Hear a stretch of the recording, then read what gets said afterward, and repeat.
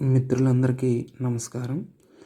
ఈ వీడియోలో 6వ తరగతి social studies semester 1 text book నందు ఉన్న మొదటి అధ్యాయం సౌర కుటుంబంలో మన భూమి ఈ పాఠ్యాంశం నుండి టెట్ మరియు డిఎస్సిలో అడగడానికి అవకాశం ఉన్నటువంటి బిట్స్ ఏంటి అనేది చూద్దాం. ఇందులో భాగంగా మొదటి అంశం ఖగోళ వస్తువులు. ఖగోళ వస్తువులు అంటే సింపుల్గా మనకి ఈ విశ్వంలో కనిపించే ప్రతి వస్తువుని ఏమంటామంటే ఖగోళ వస్తువు అనొచ్చు. అంటే విశ్వంలో ఉండే నక్షత్రాలు, గ్రహాలు, ఉపగ్రహాలు, తోకచుక్కలు, గ్రహ శకలాలు, ఉల్కలు వీటన్నిటిని కలిపి ఖగోళ వస్తువులు అని పిలుస్తాం. మరి ఇక్కడ ఈ ఖగోళ వస్తువుల్లో ప్రధానమైనవి నక్షత్రాలు. ఈ నక్షత్రాలని స్వయం ప్రకాశకాలు అంటాం. ఎందుకు స్వయం ప్రకాశకాలు అంటున్నాం? ఇవి సొంతగా కాంతిని విడుదల చేయగలుగుతాయి, కాంతిని ప్రసరించగలుగుతాయి కాబట్టి నక్షత్రాలని స్వయం ప్రకాశకాలు అంటున్నాం. మరి విశ్వంలో కోట్లాది నక్షత్రాలు ఉంటాయి. ఆ నక్షత్రంలో ఒక నక్షత్రం మన సూర్యుడు. అంటే సూర్యుడు లాంటి నక్షత్రాల ఈ విశ్వంలో చాలా ఉంటాయని మనం గ్రహిస్తాం. మరి ఈ ఈ మన భూమిపైకి సౌరకాంతి, సూర్యుడి నుంచి కాంతి వస్తుంది, కానీ మిగిలిన నక్షత్రాలు కూడా కాంతిని వెదజల్లుతాయి అంటున్నాం, కానీ ఆ కాంతిని భూమిని చేరుకోదు అంటున్నాడు. అనడానికి కారణం ఏంటి అంటే ఈ మిగిలిన నక్షత్రాలు సూర్యుడితో పోల్చినప్పుడు మన భూమికి చాలా దూరంగా ఉండడాన్ని కారణంగా చూపించడం జరిగింది. ఈ కారణం వల్లే అవి పరిమాణంలో చిన్నగా కనిపించడం, వాటి కాంతి భూమిని చేరకపోవడం, చేరకుండా ఉంటుందని మనం చెప్పవచ్చు. మరి నక్షత్రాలు మినహా మిగిలిన ఖగోళ వస్తువులు అంటే గ్రహాలు కానీ, ఉపగ్రహాలు కానీ, గ్రహ శకలాలు కానీ, ఉల్కలు కానీ, తోకచుక్కలు కానీ ఇవన్నీ కూడా స్వయం ప్రకాశకాలు కావు. అంటే వాటంతట అవి వెలుగుని ఇవ్వలేవు. కాబట్టి ఇవి కాంతిని నక్షత్రాల దగ్గర నుండి పొందడం జరుగుతుంది. కాబట్టి వీటిని స్వయం ప్రకాశకాలు అనలేము. కేవలం నక్షత్రాలను మాత్రమే స్వయం ప్రకాశకాలు అని పిలుస్తారు. ఇంకా ఈ గ్రహాలు గురించి మనకు తెలుసు. భూమి ఒక గ్రహం అని చెప్తున్నాడు. మనకు దగ్గరగా ఉన్న నక్షత్రమైన సూర్యుడి నుండి మన భూమికి కాంతి అనేది రావడం జరుగుతుంది. మరి ఈ భూమికి చంద్రుడు ఉపగ్రహంగా మనకి ఇక్కడ తెలియజేస్తున్నాడు. తర్వాత మరో ప్రధానమైన అంశం నక్షత్ర రాశులు. ఇక్కడ నక్షత్ర రాశి అంటే కొన్ని నక్షత్రాల సముదాయము అని గుర్తుపెట్టుకోండి. నక్షత్ర రాశి అంటే కొన్ని నక్షత్రాల సముదాయము. సాధారణంగా రాత్రి వేళ మనం ఆకాశంలో చూసినప్పుడు నక్షత్రాలు కొన్ని గ్రూపులుగా, సమూహాలుగా కనిపించడం మనం అబ్జర్వ్ చేయొచ్చు, మనం పరిశీలించవచ్చు. మరి ఈ పరిశీలనలో సాధారణంగా కొన్ని నక్షత్ర సమూహాలు మనకి వివిధ ఆకారాల్లో కనిపిస్తాయి. అవి ఒక జంతువుగాను, ఒక చెట్టుగాను, ఒక వస్తువుగాను కనిపిస్తూ ఉంటాయన్నమాట. మరి వాటిని ఆధారంగా చేసుకుని, అవి కనిపించే ఆకారాన్ని ఆధారంగా చేసుకుని ఆ నక్షత్ర సమూహాలకు వివిధ రకాల పేర్లు పెట్టడం జరిగింది. అందులో మన టెక్స్ట్ బుక్లో ఇచ్చిన ఒక నక్షత్ర రాశి పేరు ఏంటి అంటే ఉర్సా మేజర్ లేదా బిగ్ బేర్. బిగ్ బేర్ ఇది ఒక నక్షత్ర సమూహము. ఉర్సా మేజర్ లేదా బిగ్ బేర్. దీన్నే తెలుగులో ఏమంటున్నాం అంటే సప్తర్షి అని పిలుస్తున్నాం. అంటే నక్షత్ర రాశి అంటే నక్షత్రాల సముదాయము, కొన్ని నక్షత్రాల సముదాయం అని గుర్తుపెట్టుకున్నాం. ఉర్సా మేజర్ అనేది అలాంటి నక్షత్ర రాశికి ఒక ఉదాహరణ.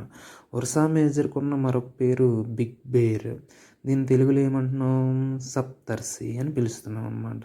మరి సప్తర్షి అంటే ఆ పేరులోనే ఉంది. సప్తర్షి 7 నక్షత్రాల సమూహము.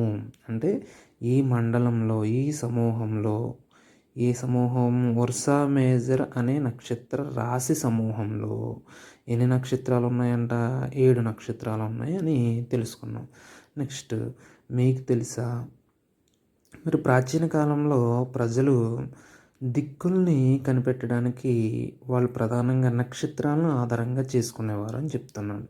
ప్రధానంగా ఎక్కడంట ఉత్తరార్ధగోళంలో ఉన్నటువంటి ప్రజలు ఉత్తర నక్షత్ర సహాయంతో దిక్కుల్ని కనిపెట్టేవారంట. ఉత్తర నక్షత్రము, దీనికి ఉన్న ఇంకొక పేరు ధ్రువ నక్షత్రము. ధ్రువ నక్షత్రము లేదా ఉత్తర నక్షత్ర సహాయంతో దిక్కులను కనిపెట్టేవారు ప్రాచీన కాల ప్రజలు. మరి ఈ ఉత్తర నక్షత్రం యొక్క ఒక లక్షణం ఏంటంటే ఇది ఎల్లప్పుడూ కూడా ఆకాశంలో ఒకే స్థితిలో కనిపించడం. అంటే దీని యొక్క స్థానం అనేది మార్పు చెందదు, ఇప్పుడు కూడా ఒకే స్థితిలో కనిపిస్తూ మనకి ఉంటుంది. అంటే స్థిరమైన స్థానంలో ధ్రువ లేదా ఉత్తర నక్షత్రం అనేది ఉంటుంది. మరి ఈ ఉత్తర నక్షత్రం ఏంటి అనేది కనిపెట్టడానికి మనకు ఒక ఆధారం ఏంటి అంటే సప్తర్షి నక్షత్ర రాశి. సప్తర్షి నక్షత్ర రాశి, దీని సహాయంతో మన ధ్రువ నక్షత్రాన్ని ఆకాశంలో గుర్తించవచ్చు. చెప్పుకున్నాం కదా, సప్తర్షికి ఉన్న ఇంకొక పేరు ఉర్సా మేజర్. దీన్ని ఇంకేమంటున్నాం, బిగ్ బేర్ అని కూడా పిలుస్తున్నాం.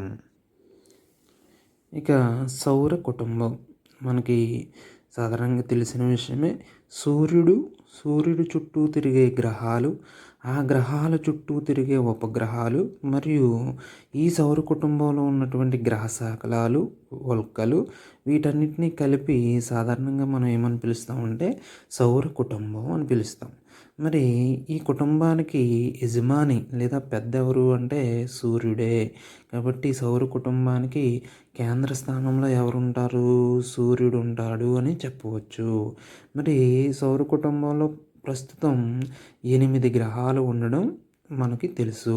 మొత్తం సౌర కుటుంబంలో ఎన్ని గ్రహాలు ఉన్నాయంటే ప్రస్తుతం 8 గ్రహాలు ఉన్నాయి. మరి ఈ సౌర కుటుంబంలో యజమాని సూర్యుడు కాబట్టి ఈ సూర్యుడి గురించి కొన్ని విషయాలు మనం చూసినప్పుడు, మరి సూర్యుడి యొక్క ఉపరితల ఉష్ణోగ్రత ఎంత ఉంటుందంట, 6000 డిగ్రీల సెల్సియస్ ఉంటుందంట. సూర్యుడి ఉపరితల ఉష్ణోగ్రత 6000 డిగ్రీల సెల్సియస్ ఉష్ణోగ్రత ఉంటుంది. మరి అంత ఉష్ణోగ్రత ఉన్న ఆ ఉష్ణోగ్రత యొక్క ప్రభావం భూమి మీద లేకపోవడానికి, ఆ ఉష్ణోగ్రత ప్రభావం అంతగా భూమి మీద లేకపోవడానికి కారణం ఏంటంటే సూర్యుడికి భూమికి మధ్య ఉన్న దూరం. ఈ దూరం ఎక్కువగా ఉండడం కారణంగానే సూర్యుడు ఒక మండే అగ్నిగోళం లాగా, అంటే దాదాపు 6000 డిగ్రీల సెల్సియస్ ఉన్నా సరే దాని ప్రభావం మన భూమి మీద కనిపించదు, దూరం కారణంగా. మరి సూర్యుడికి భూమికి మధ్య ఉన్న దూరం 15 కోట్ల కిలోమీటర్ల దూరంలో ఉన్నాడు. అంటే భూమికి సూర్యుడు 15 కోట్ల కిలోమీటర్ల దూరంలో ఉన్నాడు. మరి సూర్యుడి యొక్క పరిమాణం ఎంత పెద్దది అని చెప్పడానికి ఒక సాధారణమైన విషయం ఇక్కడ ఇచ్చాడు మనకి.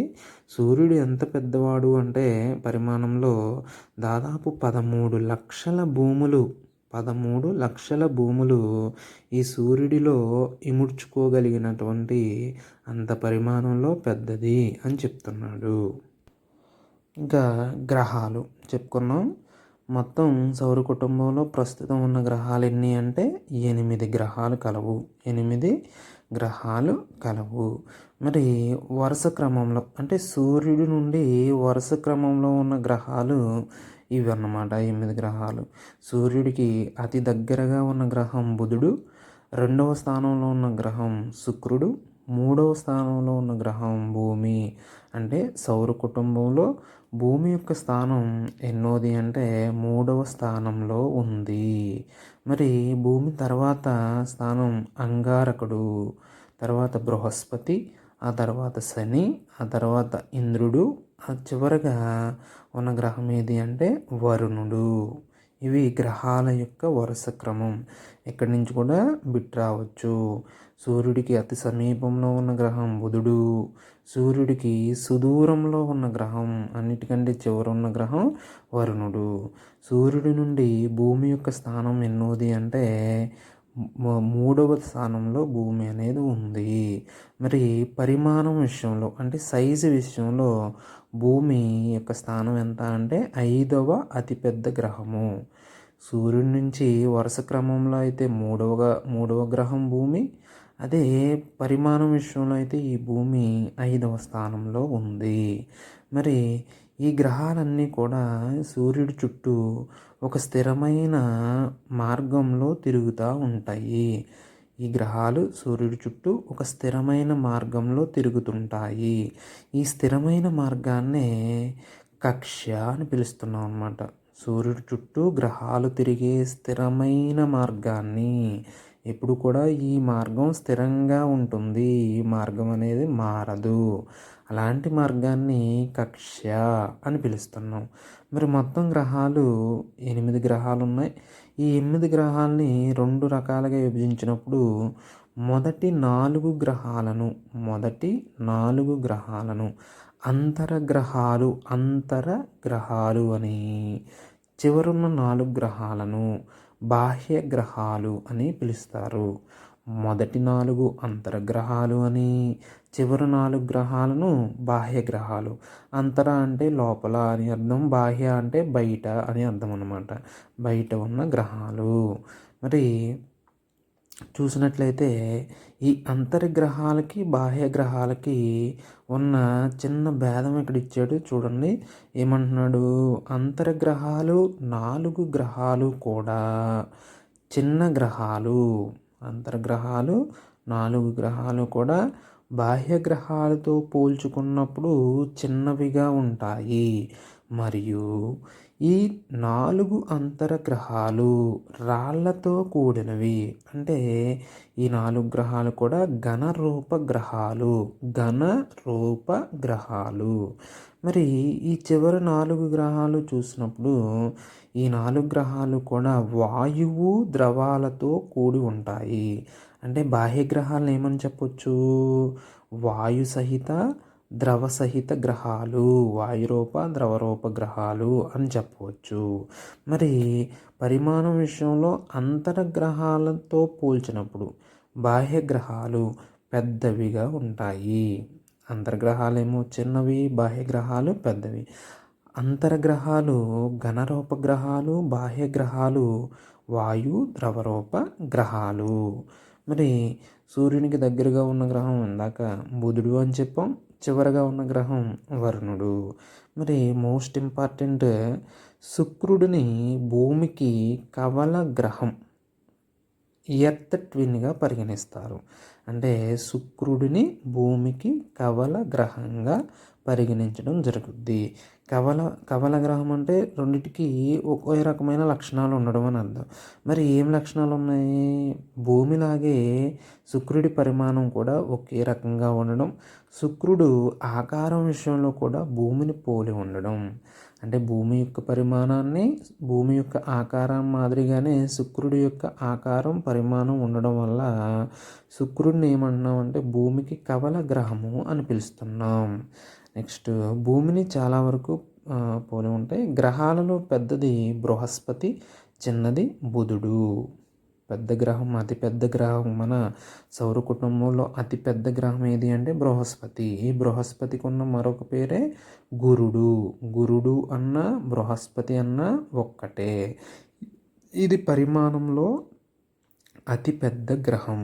మరి ఈ పరిమాణంలో అతి చిన్న గ్రహం బుధుడు. సౌర కుటుంబంలో ఉన్న గ్రహాల 8 గ్రహాల్లో అతి చిన్న గ్రహం బుధుడు. మరి ఈ 8 గ్రహాలని గుర్తుపెట్టుకోవడానికి ఒక కోడ్ లాంగ్వేజ్ ఇక్కడ ఇవ్వడం జరిగింది. My very educated mother just served us noodles. ఇందులో ఫస్ట్ లెటర్స్ని చూసినప్పుడు ఎం మీన్స్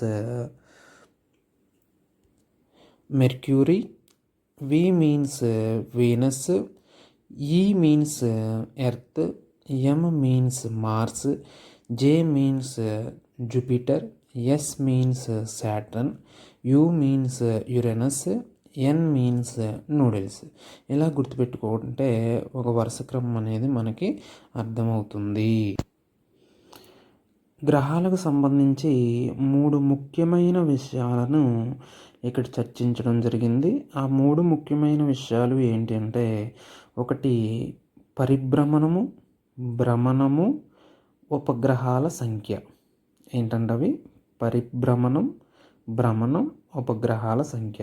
మరి తెలుసు మనకి పరిభ్రమణము అంటే సూర్యుడి చుట్టూ గ్రహాలు తిరగడాన్ని, సూర్యుడి చుట్టూ గ్రహాలు తిరగడాన్ని పరిభ్రమణము. మరి భ్రమణము అంటే గ్రహాలు తమ చుట్టూ తాము తిరగడాన్ని భ్రమణము అంటున్నాం. మరి అంటే ఒక గ్రహం 2 పనులు చేస్తుంది ఒకేసారి. అందులో ఒకటి ఏంటంటే మొదటది సూర్యుడి చుట్టూ తిరుగుతుంది. దీన్ని ఏమంటున్నాం? పరిభ్రమణము అంటున్నాం. ఇదే సమయంలో తన చుట్టూ కూడా తాను తిరుగుతుంది. దీన్ని ఏమంటున్నాం? భ్రమణము అని పిలుస్తున్నాం. మరి ఇంకో మూడో విషయం ఉపగ్రహాలు. మరి గ్రహాలు సూర్యుడి చుట్టూ ఎలా అయితే తిరుగుతున్నాయో ఈ గ్రహాల చుట్టూ తిరిగే ఉపగ్రహాలు కూడా ఉన్నాయి. మరి ఇవి చూసినప్పుడు ఇవి తిరిగే సమయం విషయంలో ఈ గ్రహాల మధ్య వ్యత్యాసాలు ఉండడాన్ని మనం ఈ పేజీలో చూడొచ్చు. ఒక గ్రహం సూర్యుడి చుట్టూ తిరగడానికి ఎక్కువ సమయం తీసుకుంటుంటే ఒక గ్రహం తక్కువ సమయంలోనే సూర్యుడి చుట్టూ తిరుగుతుంది. ఒక గ్రహం తన చుట్టూ తాను తిరగడానికి ఎక్కువ సమయం తీసుకుంటే ఇంకో గ్రహం తన చుట్టూ తాను తిరగడానికి తక్కువ సమయం తీసుకుంటుంది. ఈ వ్యత్యాసాన్ని ఇక్కడ ఇవ్వడం జరిగింది.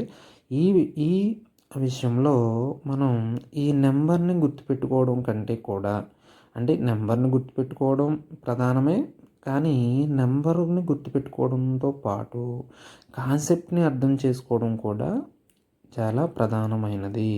ఎందుకు అంటే ఇక్కడ చూడండి, భ్రమణ కాలాల విషయంలో మనం చూస్తే ఈ శుక్రుడికి భ్రమణ కాలం దాదాపుగా సమానంగా ఉండడాన్ని మనం చూడవచ్చు.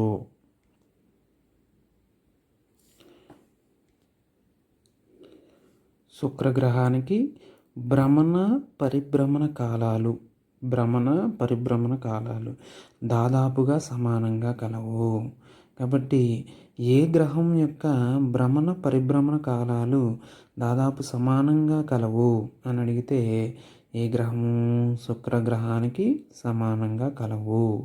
అదేవిధంగా మరి ఈ ఉన్న 8 గ్రహాల్లో కూడా అన్ని గ్రహాలు తమ చుట్టూ తాము తిరగడానికి తక్కువ టైంలోనే తిరుగుతుంటే శుక్రుడు మాత్రం తన చుట్టూ తాను తిరగడానికి చాలా ఎక్కువ సమయాన్ని తీసుకుంటున్నాడు. కాబట్టి ఉన్న గ్రహాల్లో అత్యధిక భ్రమణ కాలము కలిగిన గ్రహం శుక్రుడు. 243 రోజులు పడుతుంది భ్రమణ కాలం శుక్రుడికి, అంటే తన చుట్టూ తాను తిరిగి రావడానికి. మరి రెండవ ఎక్కువ భ్రమణ కాలం కలిగిన గ్రహము ఏది అంటే బుధుడు. రెండవ ఎక్కువ భ్రమణ కాలం కలిగిన గ్రహం బుధుడు. మరి ఇక్కడ భూమి, అంగారకుడిని పరిశీలిస్తే భ్రమణ కాలాలు 2 సమానంగా ఉన్నాయి. అంటే భూమి తన చుట్టూ తాను తిరగడానికి ఒకరోజు సమయం తీసుకుంటుంది. అంగారకుడు కూడా తన చుట్టూ తాను తిరగడానికి ఒకరోజు సమయం తీసుకుంటుంది. అంటే భ్రమణ కాలాలు సమానంగా ఉన్న గ్రహాలు ఏవి అంటే, భ్రమణ కాలాలు సమానంగా ఉన్న గ్రహాలు ఏంటి అంటే భూమి మరియు అంగారకుడు. మరి ఈ గ్రహాలు బాహ్య గ్రహాలను చూస్తే, బాహ్య గ్రహాలని మనం పరిశీలిస్తే ఈ బాహ్య గ్రహాలు ప్రతి గ్రహం యొక్క భ్రమణ కాలాలు తక్కువగా ఉండడాన్ని పరిశీలించవచ్చు. భ్రమణ కాలాలు అంటే దాదాపుగా ఒక రోజు కంటే తక్కువ వ్యవధిలోనే, అంటే 24 గంటల కంటే తక్కువ వ్యవధిలోనే అవి తమ చుట్టూ తాము తిరుగుతున్నాయి. అంతర్గ్రహాలతో పోల్చుకుంటే బాహ్య గ్రహాల యొక్క భ్రమణ కాలం ఎలా ఉంది? ఇక్కడ తక్కువగా ఉంది. మరి అంతర్గ్రహాలతో పోల్చుకుంటే బాహ్య గ్రహాల భ్రమణ కాలం తక్కువగా ఉంది. కానీ అంతర్గ్రహాలతో పోల్చినప్పుడు బాహ్య గ్రహాల పరిభ్రమణ కాలం చాలా ఎక్కువగా ఉంది. అంటే సూర్యుడి చుట్టూ తిరిగి రావడానికి ఇవి చాలా ఎక్కువ సమయాన్ని తీసుకుంటున్నాయి అని మనం అర్థం చేసుకోవాలి. మరి ఉపగ్రహాలు ఉపగ్రహాల విషయంలో భూమికి ఉన్న ఒకే ఒక సహజ ఉపగ్రహం చంద్రుడు. అంగారకుడికి 2 ఉపగ్రహాలు ఉన్నాయని చూడాలి. మరియు మరి ప్రధానమైన విషయం, ఈ 8 గ్రహాలలో కూడా అసలు ఉపగ్రహాలు లేని 2 గ్రహాలు ఉన్నాయి. అవే బుధుడు మరియు శుక్రుడు. సౌర కుటుంబంలో ఉపగ్రహాలు లేని గ్రహాలు ఏమిటి అంటే బుధుడు, శుక్రుడికి ఉపగ్రహాలు లేవు. మరి ఈ ఉపగ్రహాల విషయంలో కూడా అత్యధిక ఉపగ్రహాలు అంతర్గ్రహాలతో పోల్చుకుంటే బాహ్య గ్రహాలకే ఎక్కువగా ఉన్నాయి. మరి అసలు ఉపగ్రహాలు లేని గ్రహాలు అంటే బుధుడు, శుక్రుడు. మరి అత్యధిక ఉపగ్రహాలు ఉన్న గ్రహము శని గ్రహము. అత్యధిక ఉపగ్రహాలు ఉన్న గ్రహము శని గ్రహము. శని గ్రహానికి ఉన్న ఉపగ్రహాల సంఖ్య 82. 82 ఉపగ్రహాలు ఉన్నాయి ఈ గ్రహానికి, శని గ్రహానికి. మరి రెండవ అత్యధిక ఉపగ్రహాలు కలిగిన గ్రహము బృహస్పతి.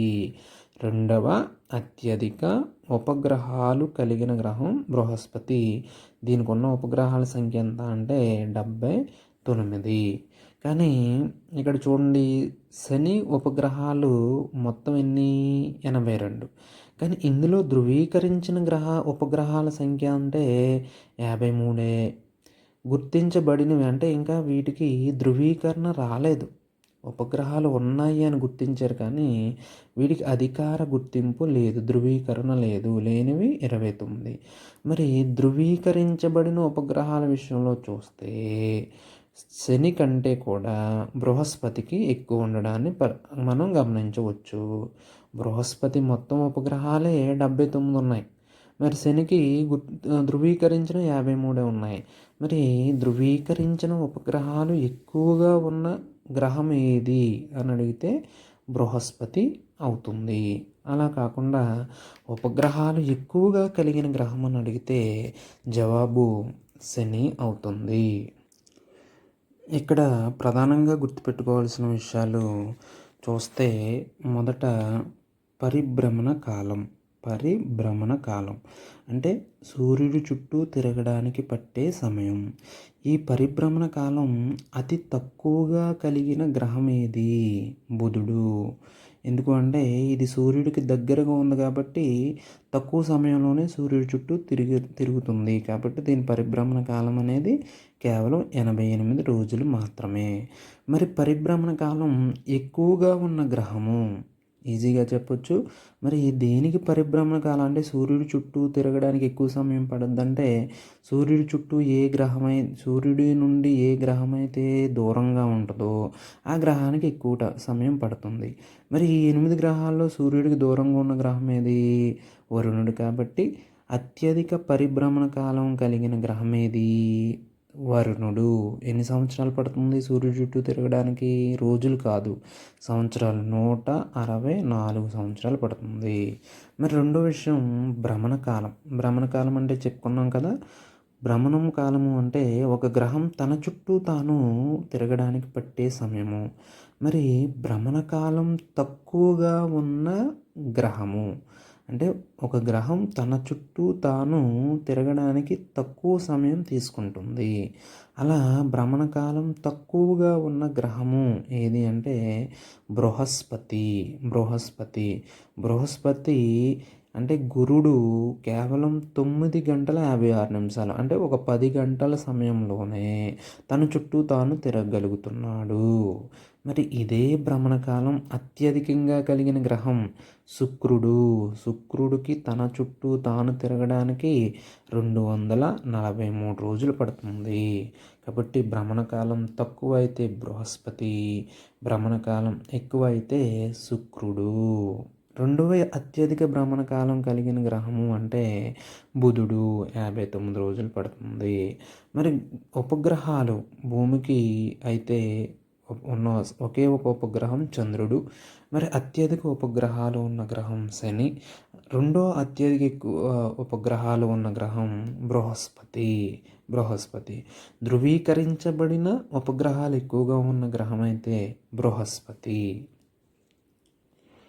మరి ఈ పటం నుంచి మనం గమనించాల్సిన విషయం, ఈ అంగారకుడికి బృహస్పతికి అంటే అంగారకుడు బృహస్పతి ఈ 2 గ్రహాల కక్షల మధ్య ఈ ప్రాంతం ఉంది. ఈ ప్రాంతాన్ని ఏమని పిలుస్తామంటే గ్రహ సకల మండలం అని పిలుస్తాం. గ్రహ సకల మండలం అని పిలుస్తాం. మరి గ్రహ సకలము అంటే ఏంటి అంటే గ్రహం నుంచి వేరుపడినటువంటి పదార్థాలని, ఒక గ్రహం నుంచి వేరుపడిన పదార్థాలని ఏమంటాం? గ్రహ సకలాలు అంటాం. ఈ గ్రహ సకలాలు ఏ 2 గ్రహాల మధ్య సూర్యుడి చుట్టూ తిరుగుతున్నాయి? గ్రహ శకలాలు ఏ 2 గ్రహాల మధ్య కలవు అంటే ఈ గ్రహ శకలాలు అంగారకుడికి బృహస్పతికి మధ్యన కలవు అని గుర్తుపెట్టుకోండి. తర్వాత శని గ్రహం చూసినప్పుడు మిగిలిన గ్రహాలతో పోల్చుకుంటే దీన్ని ప్రత్యేకంగా చూపించడం జరిగింది. మరి ఈ శని గ్రహాన్ని వలయాలు కలిగిన గ్రహం అని పిలుస్తారు. శని గ్రహాన్ని వలయాలు కలిగిన గ్రహము అని పిలుస్తారు. అదేవిధంగా అందమైన గ్రహము ఉన్న గ్రహాల్లోకెల్లా ఇది అందమైన గ్రహము అని కూడా పిలువబడుతుంది.